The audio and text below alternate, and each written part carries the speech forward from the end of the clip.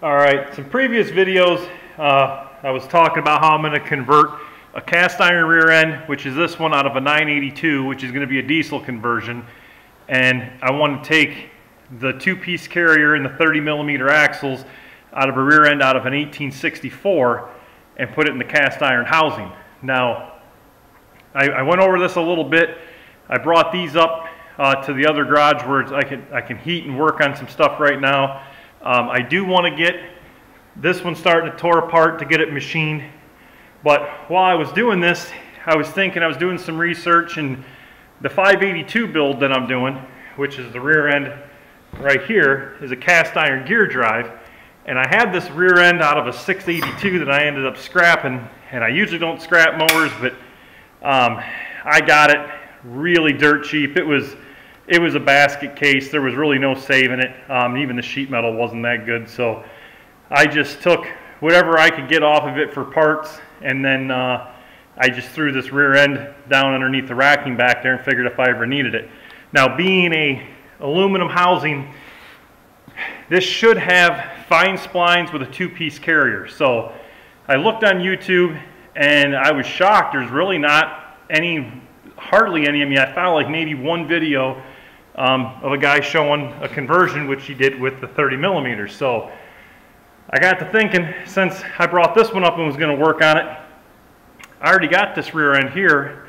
Before I get the 582 painted here, I'm just going to go ahead and swap axles and carriers out of it. Now, what I'm going to do tonight is take the 682 here, the MTD one, and I believe it was any number after 720,000 when they went to the aluminum case.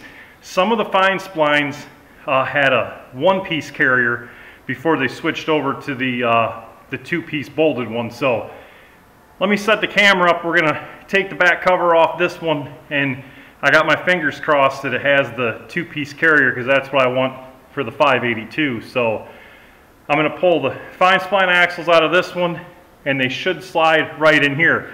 Now, for this swap, it's pretty simple.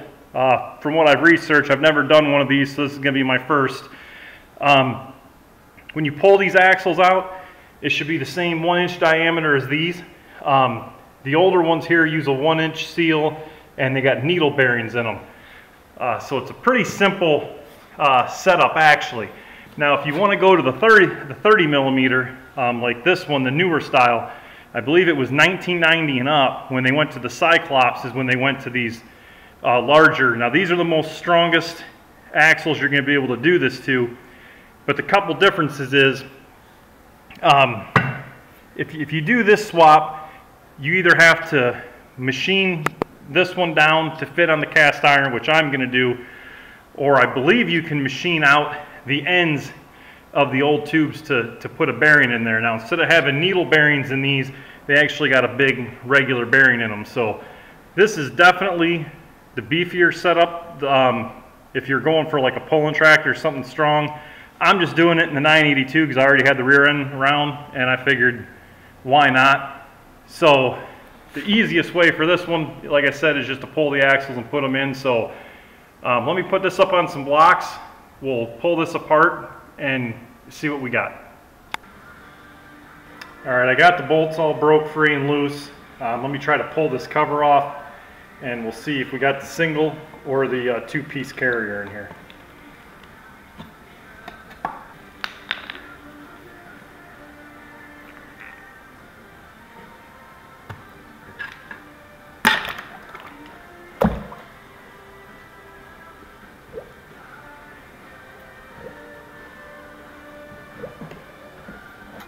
It came off harder than I wanted it to, but it was glued on there pretty good. As you can see, it's the bolt-on two-piece carrier, so real happy to see that. That's the stronger one. Once I get all this removed, I'll go ahead and show you what everything looks like. Alright, figure I'd show you this as I go. I had to put a pry bar in here because this being, you know, a hydrostat model, you can't turn it. I had to get this put up here to where I could get to the axles that are right there. And there's two little like C-clips, snap rings that go on there. And what they look like is this right here. So once you get this positioned to where you can see them, you knock these little clips off of there, the axle should pull right out of here fairly easy. Let me take these calipers off of here and all that stuff, and then we'll pull the axles out. All right, I got the axle tubes off. Had to hit them with a rubber mallet. The paper gasket was stuck on there pretty good. So that's what it looks like. You get the tubes off. I just got to remove these, and the carrier should pop off. So let me take them off, and we'll see what it looks like. All right, pulled the cover off the 582, the cast iron rear end. Sort of sucks because I put all that gasket material on here. I'm going to have to scrape all that off now and reseal this, but wasn't planning on taking this off. But if I can hold the flashlight here, show you. Same setup as the other one. Right in here, them little clips. I got to undo them off the ends of the axles, and then the axle should just slide right out of here, and then I'll pull the axle tubes off just like on the other one, and then pull this carrier out. And then, like I said, once I get this out, I'll show you the differences of the two. All right, I got the axle tubes off. There is always a little bit of oil reserved in here. Usually makes a mess. I took the left one off and forgot. I don't know what I was thinking. But I got the right one out here, and it was probably a good thing I pulled these off anyway, because I do not believe this is Hy-Tran in here, but look at this sticky, thick, gooey mess. Now, that should be like an oil, and this does not seem like an oil. So even when you drain these rear ends, it just goes to show you that, you know, all the residue that you have in these tubes and stuff when you do it. So it's probably a good thing I'm replacing all these gaskets and tubes anyway, since I'm, you know, redoing this tractor. But just sort of wanted to share that. So now they got these off, I'm going to go ahead and pull this carrier out, and then we'll compare the two of them. All right, got the carrier out of the 582 rear end. Still a really heavy duty carrier, guys. I've never personally broke one of these or an axle. Most time if you're doing this, if you're going to be, you know, making it into a pulling tractor or really abusing it, you'd want to upgrade carriers. For me, I had the extra rear end around, so I figured I'm going to make it strong because it is going to be a plow tractor. I'm thinking about putting a 3-point hitch on this one as well. And if you can see this carrier compared to the two-piece one here, the two-piece is definitely stronger carrier. So other than that, most of the components, this was the ones out of the IH, they're just a tad bit different, but they're the same for the most part. This one had 2 shims on each side, but when I put this one back in the 582, I'm gonna, you know, mark the gears and everything as I do that. I still have to switch the ring gears. As you can see, IH is beveled, MTD was straight. Surprisingly, you know, MTD taking over the Cub Cadet line, they did do some good improvements. Here's the coarse spline axle compared to the fine spline axle. Now, I've never personally broken an axle either, but I heard they will snap. Primarily in the 982s where I read most of the people that had problems, but as you can see when they machine this, they neck this down to get that coarse spline. So the whole axle is a lot thinner right through here than it is on the fine spline, where it's the same diameter all the way down the axle. So I'm not really sure where these break. If I had to guess, it would be around in here somewhere, you know what I mean? But like I said, I never personally broke one, but since I had the rear end laying around, I figured it'd be a fun project to go ahead and, you know, swap it over. So I'm going to take these rivets off. I'm going to show you guys when I bolt the ring gear onto the new carrier, and then I'll clean all that gasket material off, and we'll get this thing put back together. All right, I've had some time to work on these carriers tonight. I'm going to try to finish it up. I just wanted to go ahead and show you the progress I've made. Now, I did pull the spider gears out of both of these, and the reason why I did that is because when I was drilling the rivets out, I didn't want to get a bunch of shavings and stuff up in here, so this way I can clean this out really good and not have to worry about, you know, trying to clean in between these gears and stuff. So the IH one that came out of the 582, it just has a pin that goes in there. It goes through here to hold the spider gears in. You just, you know, pound that out and it slides right out. That was pretty easy. The newer Cub Cadet one was a little different. It had one of these retainer clips on it, so I just had to pull that off, and then that slid out so it can go back in. Other than that, the gears from one to the other look like the same cut and everything. They're pretty much the same thing. The only difference is in the inside, you can see where this is the coarse and this is the fine spline on this one. So other than that, they're all the same. Like I said, I got these out. Now, I did say in the previous video that I thought these rivets were going to be a hard steel. I was wrong. Surprisingly, it was a really soft steel. It drilled very easy, had no issues. This was the side that the, you know, ring gear was on. And then I just sat the ring gear on them to elevate this whole carrier up off the ground. And these rivets were up in here like this. Once I drilled them out, and then I used a bigger bit, drilled them flush. That one it's really not going through on. They stuck up flush here to the top, and then what I did is I just took a punch, and since I sat it on these 2x4s so it wouldn't hurt nothing, I punched at first the one right here at the 2x4, and then once it started to move, I turned it gently and pounded it here. I didn't do it right over here because I didn't want a chance, you know, cracking anything on the carrier. The press probably would have been the easier way to do this. I just didn't feel like going back there because it was cold that night. Now, pounding them out was a little more difficult than I thought, so I did have to put some heat to them. Once I got some heat on them, it didn't take a lot. They punched out of there pretty easily, so not a big deal. Now, for attaching these, I got these.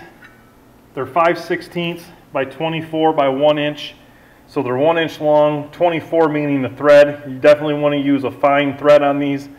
It's better than coarse. Now, I did go with the socket cap screw, and the reason why I did this is I'll show you. You see how I got this one started through here, and it comes through that backside perfect. And make sure you get 8 grade nuts to go on these two. These are hardened.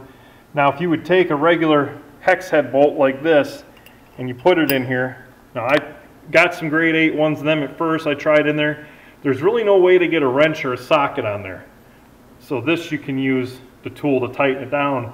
This doesn't really give you that much room. So that's what I went with, a fine threaded hardened socket cap screw, 1 inch long with an 8 grade nut. Now, I will be using the red Loctite on these, the high strength stuff, and I just did a test the other day and I put red, and I got this new stuff by Permatech that's an orange, and it's like a hybrid. They say it should hold like the red, but it comes off, it breaks free easier using hand tools. Now, I did a bolt with the red, and this stuff was extremely hard to break free, and the orange breaks free fairly easy, but it's supposed to hold stronger. So I'm going to use the orange on the 2-piece carrier. I'm going to use the red on the bolts that, you know, hold the ring gear onto the carrier itself, because I definitely do not ever plan on taking them off, and I could get them off with some heat if need be. And then the axle tubes, I'm going to use the orange as well. So just something a little bit to hold it and, you know, make it easy to get off if I need to. All the other thing I have to do is I have to still press these studs back in on the axles, but for right now, tonight's main purpose is I'm going to try to get the carrier put together, get it back in there, and get the axle tubes on and sealed, and then tomorrow I'll press them and put the axles in. Let me get this together and I'll show you putting it in. Alright, still working on this. It's been a few weeks, but I got the 2-piece carrier in. Like I said before, I took the other one out. The other one came out. It was pretty tight getting it out, pretty tough, but sometimes the castings on these, I'll have some rough spots on it, but you can't put this one in one piece, so I had to put the side with the ring gear in, and then I slid this other piece in, bolted it all together. Now I got to do the bearing preload, and I put these outer caps on. That's what I was telling you about, the shims when I took them off before. Now comes the finesse part of trying to figure out how to get the ring and pinion gear to match properly. What I got is some of this gear compound, Prussian blue.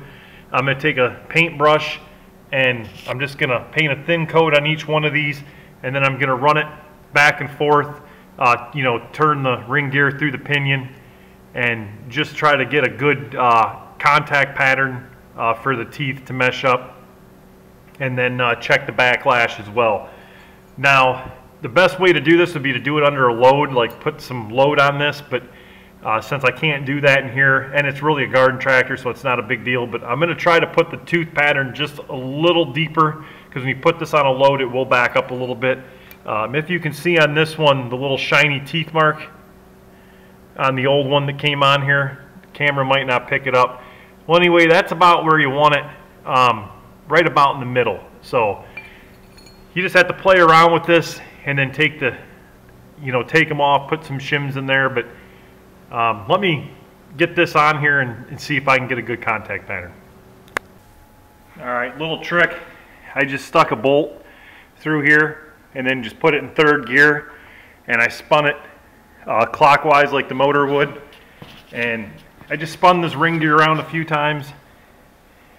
Probably not going to be able to see with the light, but my contact pattern is, it's a little high, so it's more right about there. So what I'm going to do is take these off and re-shim them, and I'm going to try to get this ring gear just a little closer to the pinion, and then I'll just keep repeating this step until I try to get it, you know, just a little more than in the middle to get everything meshed up right. All right, messed around here for a little bit. It's a little tedious. Like I said, you have to take the ends off, put the different shims in, keep trying it. The shims are all a little different in sizes. They're not all the same size. Some are thinner, some are thicker. They're different mills, so it was just keep spinning it and get it to the comfortable spot, which I finally found. Now all I have to do is tighten everything up, and I'm going to go ahead and get the sealant out and put the axle tubes and the rear cover back on, and I should be good. Alright, got the axles put back in, the tubes on, the cover's all on. Once this stuff cures completely, I'll take a razor blade or something, or a utility knife, and go around here and cut all that excess off just to make it look clean, so you don't have all this gooing out of there. Just more cosmetic, so when it gets painted, it'll look better. But really not too difficult to do if you can find there's a lot of them, you know, aluminum rear ends out there that you can get the two-piece carrier and the axles. Like I said, I've done a lot of things with Cub Cadets through the years, and I've never broke a coarse spline axle, but you know, I figured doing this build, it was easy enough to do, gave me something to do this winter. I do apologize, I jumped around a lot in this video because trying to get this done as quickly as I can. That way, if he does call me to get this painted, I'm ready. If you want to see more in-depth video, comment below. I'm getting ready to start tearing down the 982 rear end. That's next, now that I got this done. And I'm going to do all the machine work, have that done, and put the 30mm axles in it. So I'll try to do a little more better video on that one, showing how everything's disassembled and comes out when I do it. But for anyone wanting to put fine splines in a cast iron rear end, pretty simple to do and inexpensive. I hope this video helped, and thanks for watching.